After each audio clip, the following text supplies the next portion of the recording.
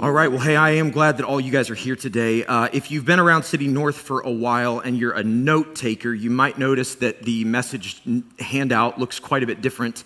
I've decided to try for at least a little while, giving a little bit more space for you guys to just kind of write what you feel like the Lord is saying to you during the message instead of just writing down what I think is important.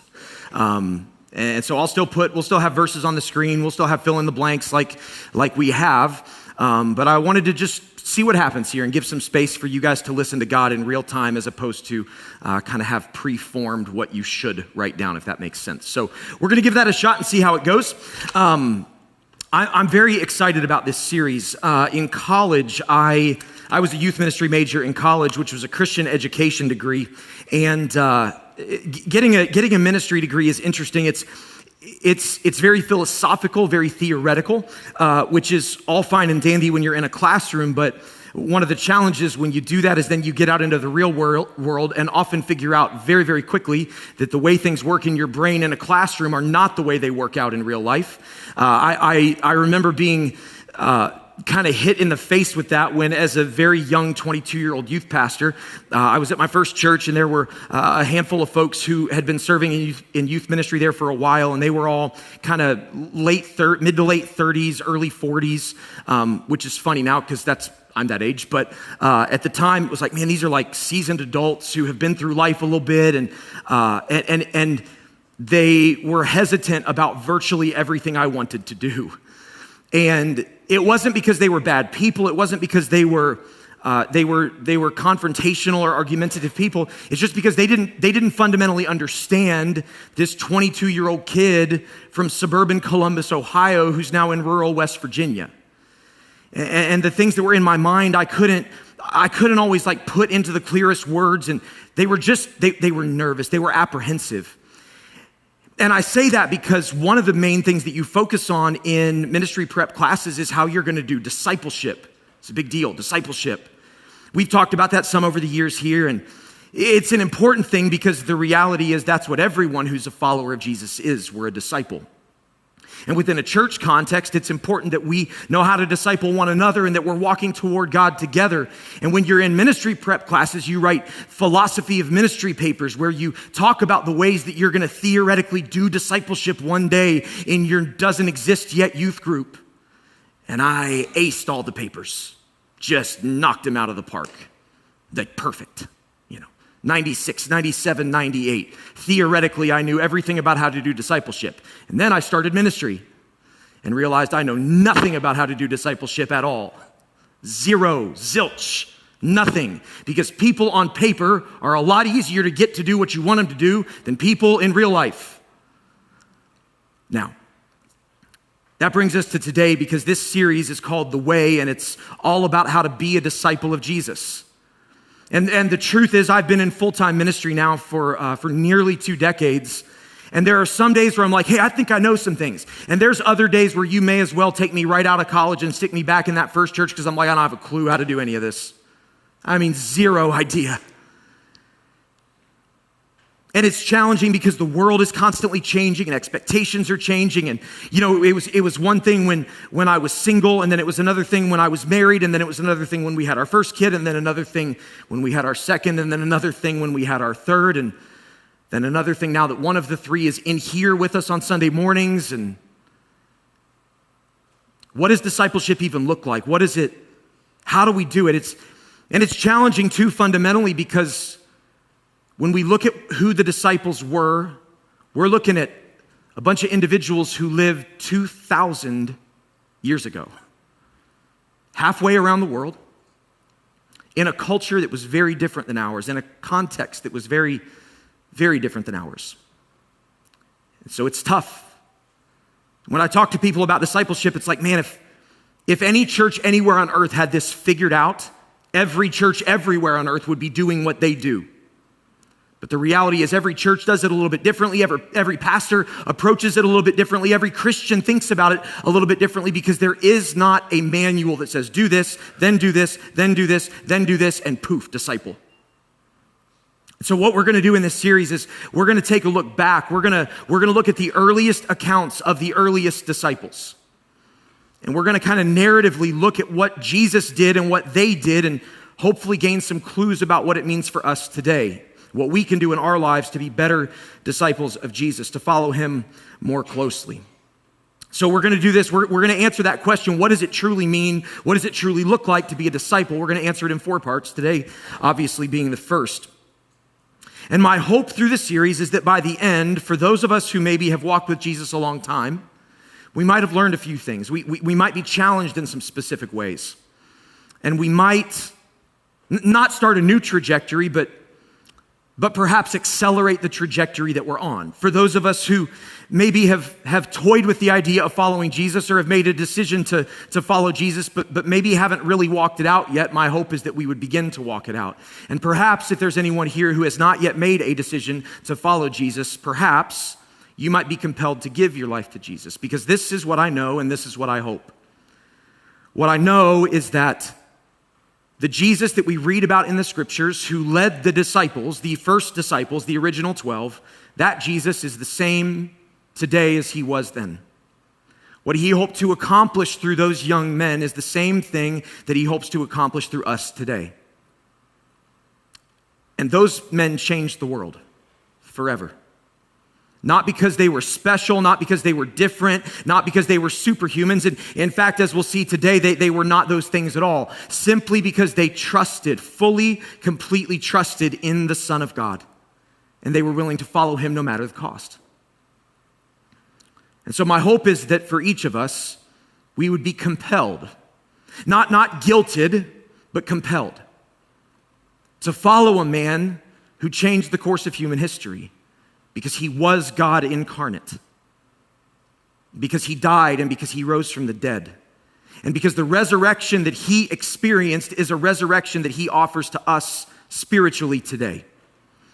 So, all that said, we're going to begin where it makes sense to begin, and that's kind of in the beginning. Not the beginning of the Bible, but the beginning of Jesus' relationship with his disciples. Every one of the 4 Gospels in the Bible, they all hold at least small snippets of some of Jesus' initial encounters with these young men. Now, for a little bit of context, Jesus was a rabbi. A rabbi was a Jewish teacher. It was somebody who had completed multiple levels of Jewish school and had graduated or had completed the highest levels. And to become a rabbi was the highest religious honor you could achieve. And rabbis then would invite disciples to follow them. So Jesus wasn't the only person with disciples. Every rabbi had disciples. To be a disciple was simply to say, I'm going to follow my rabbi, I'm going to walk with my rabbi, I'm going to learn from my rabbi, I'm going to do what my rabbi says because I believe in who they are and I trust what they're teaching me and what they're showing me and the way that they're living. Now, when Jesus is first introduced to us in the Bible, he's an infant, he's a baby. And then there's not much else about him from about age 2 to about 30. There's one little story about this time that his parents forgot him at a temple. So if you've ever left your kids anywhere, don't worry, you're in good company. The Son of God's parents forgot him.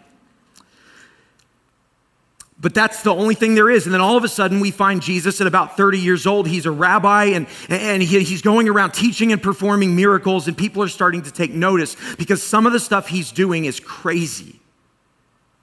People haven't seen anything like it before. And he's teaching with an authority that they've never heard.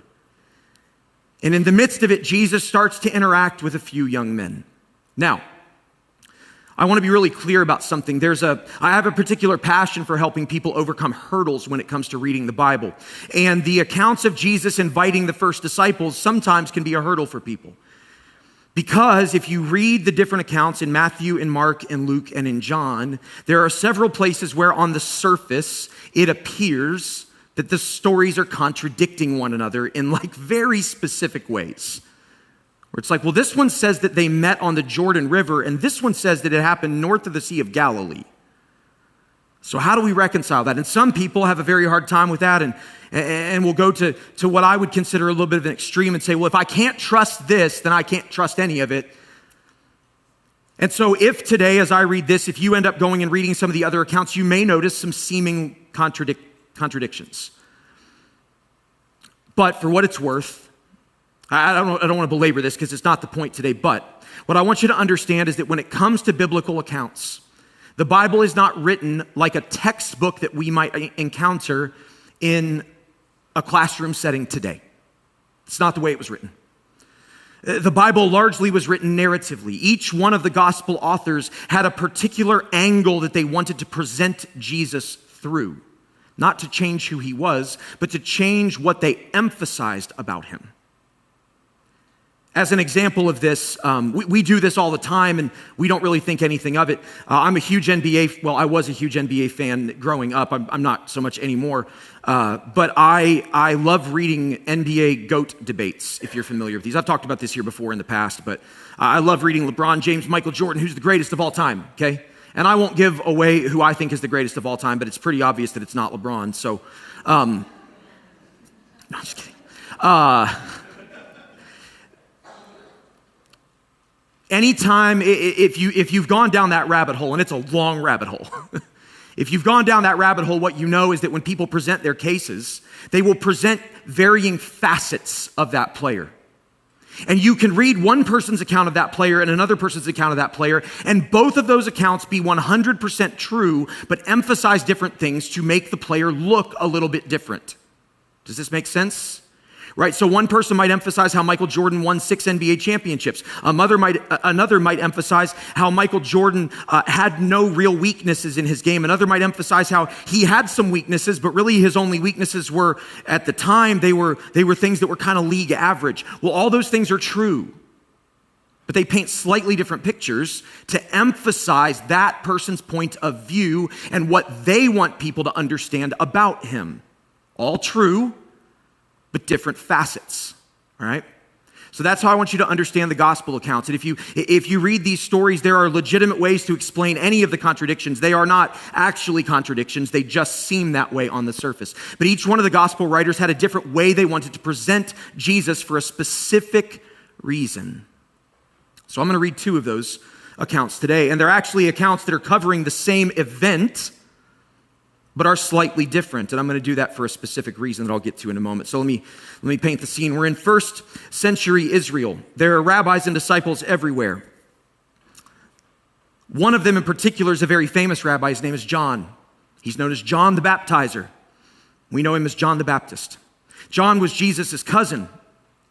And John had a couple of followers himself, a couple disciples. One named Simon and another named Andrew. And in one of the Gospels, it tells the account of Jesus meeting Simon and Andrew for the first time during his baptism.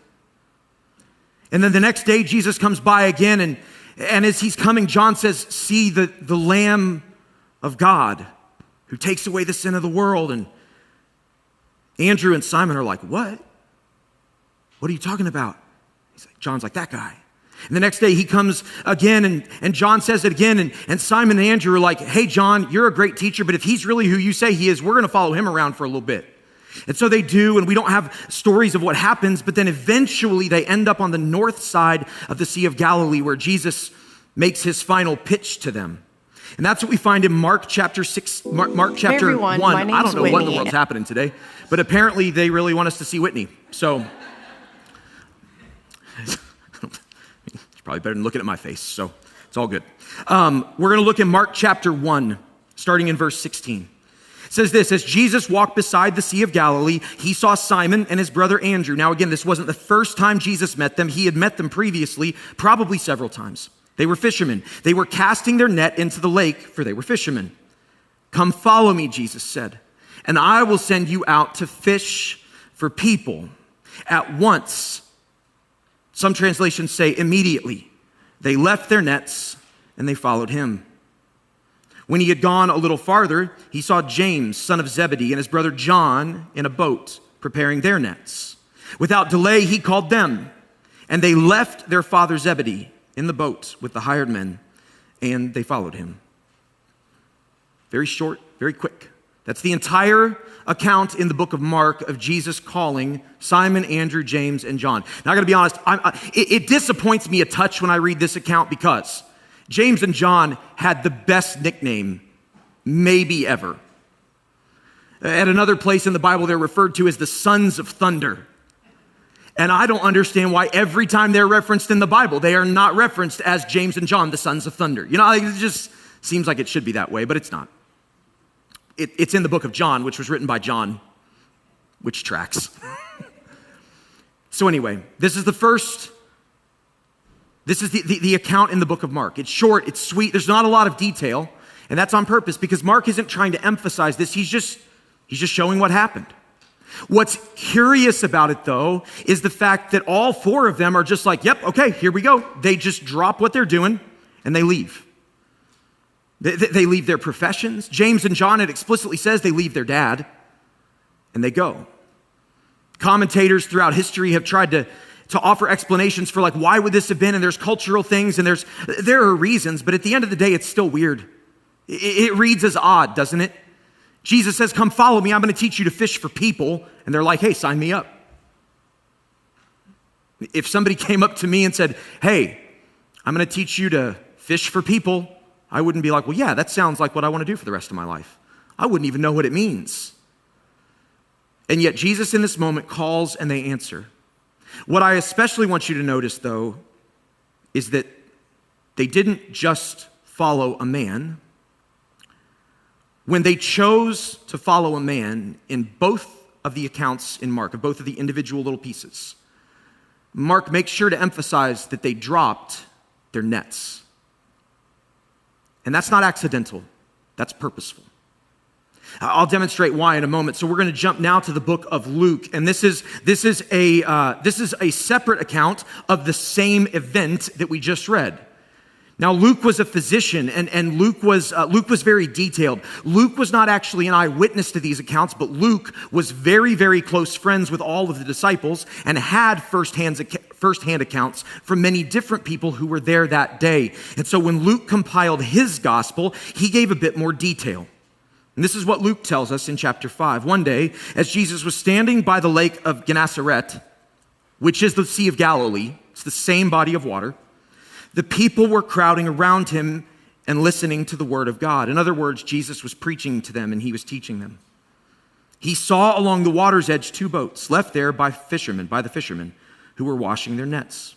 He got into one of the boats, the one belonging to Simon, and asked him to put out a little from shore. Then he sat down and taught the people from the boat. When he had finished speaking, he said to Simon, "Put out into deep water and let down the nets for a catch." Now again, this is a Jewish rabbi. He's a religious teacher. Jewish rabbis would have spent their entire life preparing to be a rabbi. In other words, they hadn't fished much. Rabbis had to memorize what we now know as the Old Testament of the Bible. They had to have the whole thing memorized. Every word. He wasn't memorizing it, listening to audiobook while he was fishing. Jesus had spent his life preparing to be a rabbi. It had consumed him. And so here we have Jesus, a rabbi, out in a boat with a fisherman. Culturally, we also understand that Simon would have been a fisherman because that was his family business. That's just the way it worked. Simon would have been fishing from the time that he was a very, very small child. Simon was an expert. He was a fisherman. He knew how to catch fish. And Jesus, as they go out, Jesus looks at Simon and he says, "Put out into deep water, let down the nets for a catch." And Simon's like, hey,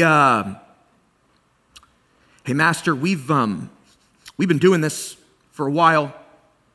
In fact, we've been out all night and we haven't caught anything. But because you say so, I'll do it. Simon's like, "Buddy, we're not going to catch anything. There aren't fish here. If there were fish here, we'd already caught them. But you're but you're a rabbi, you're the master. I trust you, so I'll do it." Simon in this moment fully expecting that he's going to drop the nets. After a few minutes, they're going to pull him back up and he's going to be like, "Jesus, listen, man, listen, you teach people what God says. I'll catch the fish, all right?" When they had done so, they caught such a large number of fish that their nets began to break.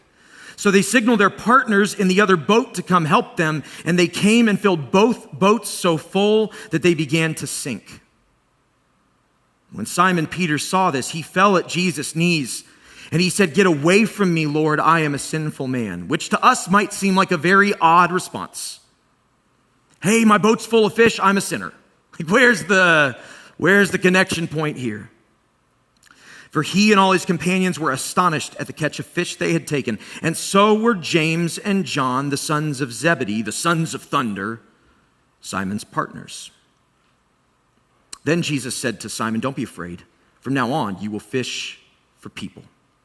So they pulled their boats up on shore, left everything, and followed him.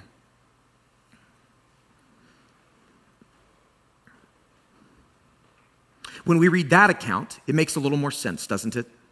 Why would these four men leave everything they know behind to follow this guy that they've met, that they've heard about, but that doesn't do what they do? Why? Well, we get the clue in what Peter says.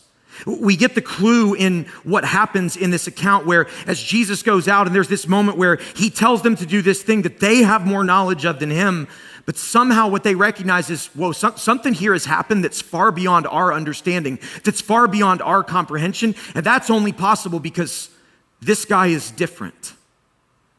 This guy has an authority, he has an understanding that we can't comprehend. See, before Peter drops his nets, something else drops. I believe that the reason Peter left everything and that Andrew and James and John all did the same is because in this moment, what actually dropped was their illusion of control. I believe what actually dropped was their human ability to reason and to say, hey, we know how to do this thing. We know what we're doing. We can control this situation. Because in this moment, what they learned is that there's something that's far beyond what we know, what we understand, and what we can do at work here. And when that happens, the decision becomes obvious. Why follow what we know, what we understand, when this man is far beyond anything that we could possibly comprehend? And as both Mark and Luke record, they dropped everything. They dropped their nets. They left everything, and they began to follow Jesus. And so as we look at the first disciples, and we want to answer the question, what does it look like to be a disciple? What does it look like to follow Jesus? Because that's ultimately what a disciple is. It's one who follows Jesus. It's critical that we understand that you can't follow Jesus if you're following something other than Jesus.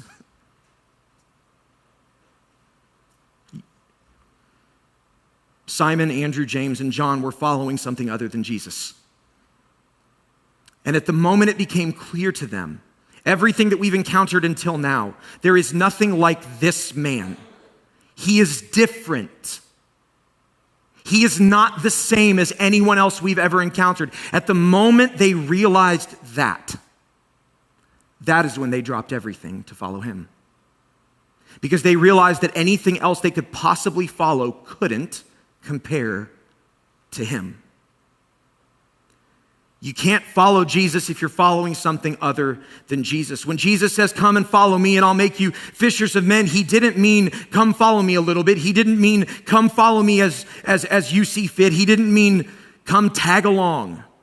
He was inviting them to something deeper, something different.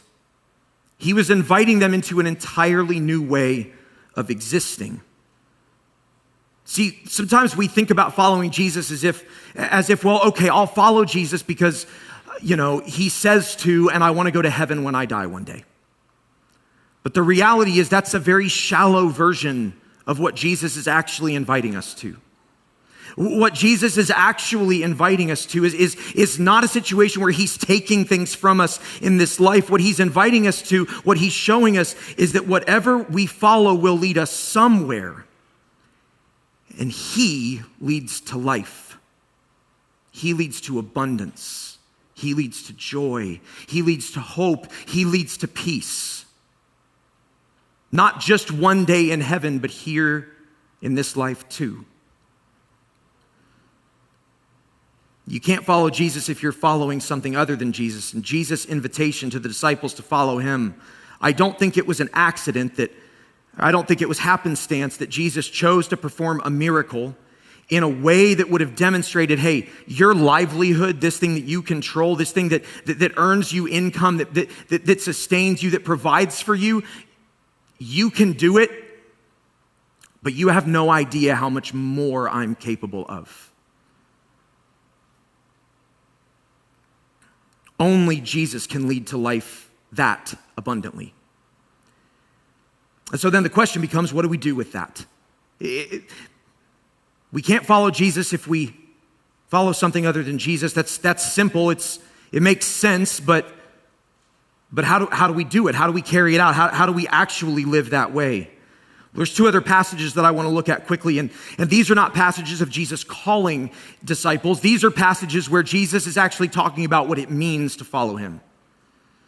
One is found in the book of Matthew, and one is found further down in the book of Luke. And we're going to read both of them. And I'm going to warn you up front that these are passages that are challenging. These are passages that are not the easiest to read because they say things that are very uncomfortable. They present ideas that are not ideas I like or that you're going to like very much. But once we get through them, I think I'll be able to help us understand what they're really saying and how we can apply them today. So here's what Jesus says in the book of Matthew. Jesus says to his disciples, whoever wants to be my disciple, so I want to follow Jesus. Jesus says, whoever wants that must deny themselves and must take up their cross and follow me. So to be my disciple, deny yourself, take a cross, follow me. For whoever wants to save their life will lose it. But whoever loses their life for me will find it. What good will it be for someone to gain the whole world yet forfeit their soul? Or what can anyone give in exchange for their soul? For the Son of Man, which was one of Jesus' ways of referring to himself, for the Son of Man is going to come in his Father's glory with his angels. Then he will reward each person according to what they have done. Truly, I tell you, some who are standing here will not taste death before they see the Son of Man coming in his kingdom. There's a lot happening here, okay? And we don't have a whole lot of time.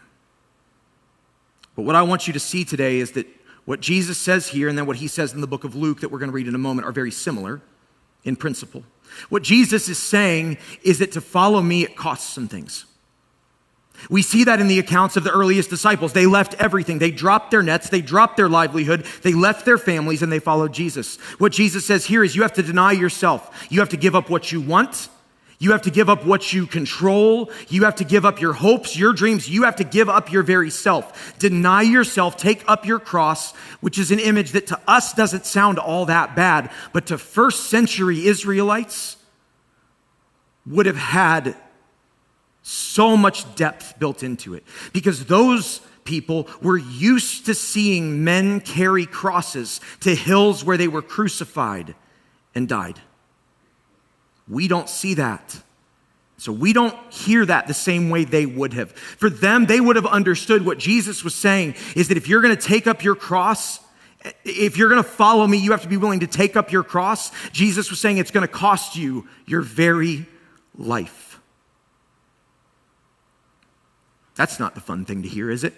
What Jesus says in Luke is actually even worse, in my opinion. Here's what he says. There's these large crowds that are traveling with him, and turning to them, Jesus says, if anyone comes to me and does not hate father and mother, wife and children, brothers and sisters, yes, even their own life, such a person cannot be my disciple.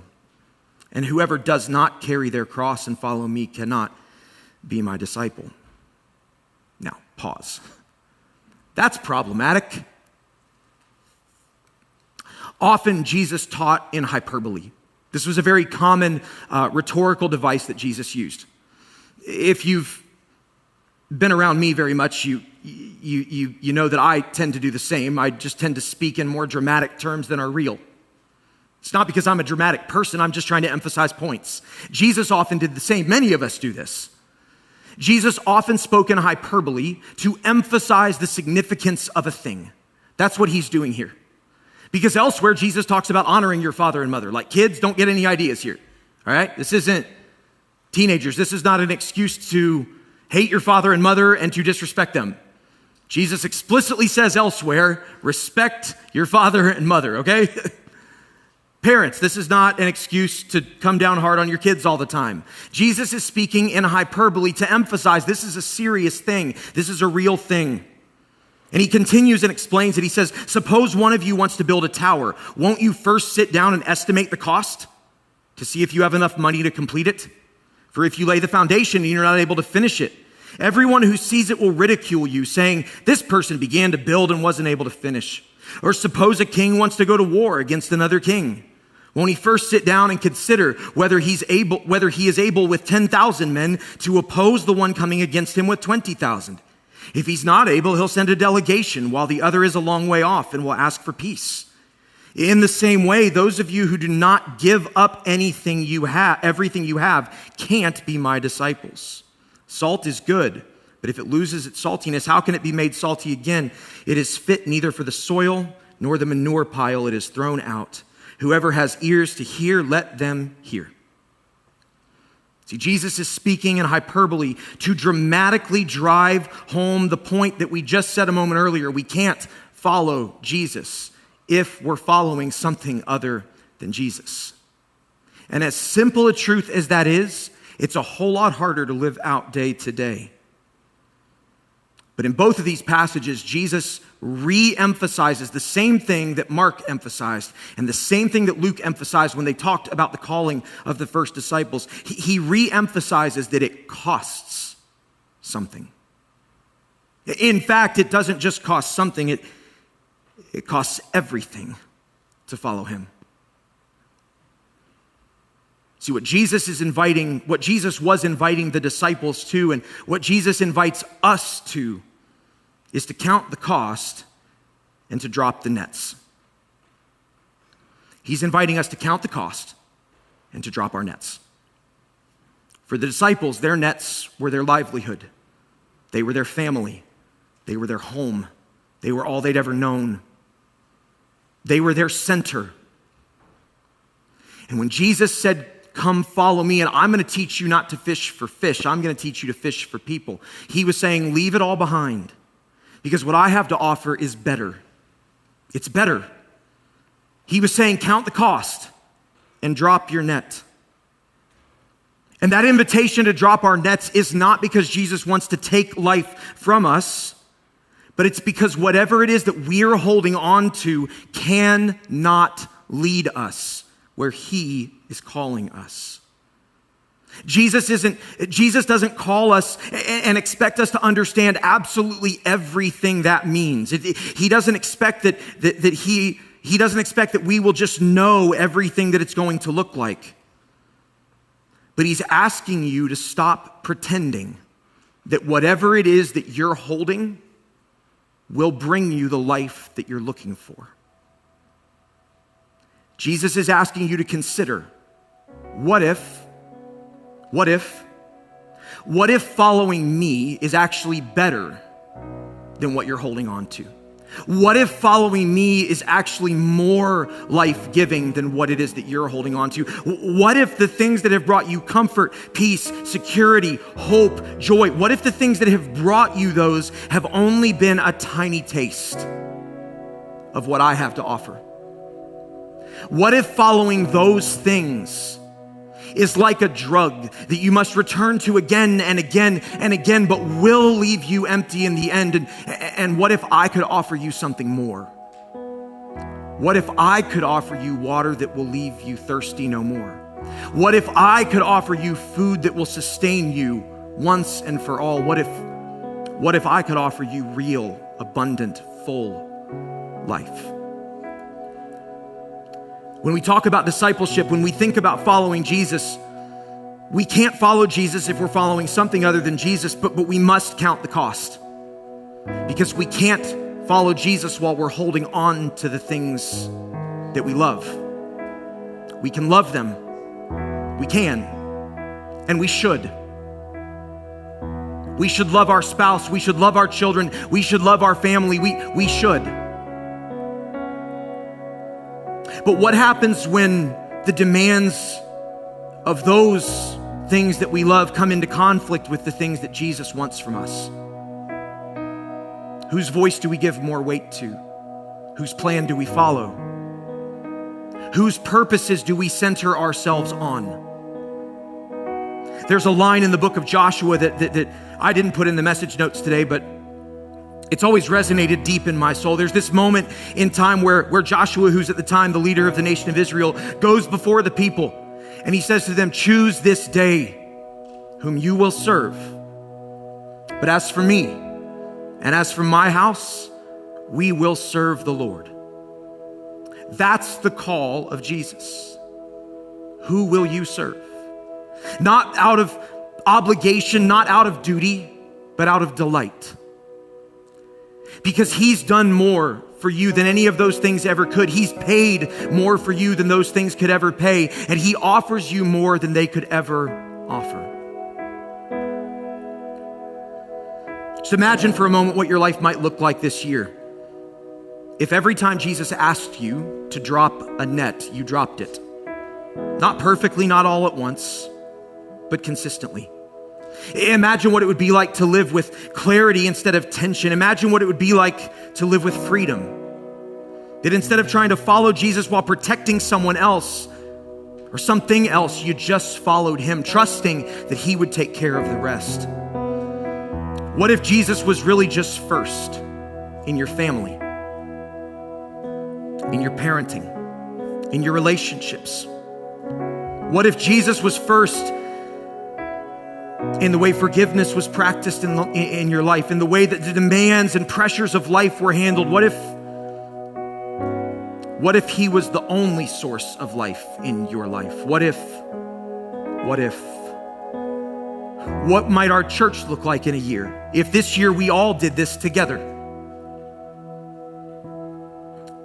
If we were not just people who admired Jesus, but we were people who truly followed him. Imperfect people who just kept dropping our nets, trusting that whatever he's bringing our way is going to be better than whatever plan we had. When the disciples dropped their nets, they didn't know exactly what the road was going to look like. They just knew there was someone they had to follow because he was different, because he had authority, because he had power, and because he had provision that they could not possibly have come up with on their own. Dropping their nets didn't make their lives smaller. It just pointed them at a new target. It oriented them differently. So in a moment, I'm going to give you a few minutes to reflect and to pray. And Jerry's going to play, and we're just going to have a couple minutes, 2 minutes, not long, where we're going to reflect and we're going to have some time to pray. And you might be somebody here today who has never dropped your net. You might be somebody who has never made a decision to follow Jesus. Maybe you've toyed with the idea, but you've just never chosen to say, hey, I've been doing things my way, I've been going my way, but I want to follow Jesus because I do believe who he is. So maybe today you need to drop your nets for the very first time. And if that's you, I want to give you an opportunity to do that. Maybe today you're somebody who has been following Jesus the best you know how, but maybe there are some nets he's been asking you to drop that you haven't been willing to. You've been holding on. There's some relationship, there's some wound,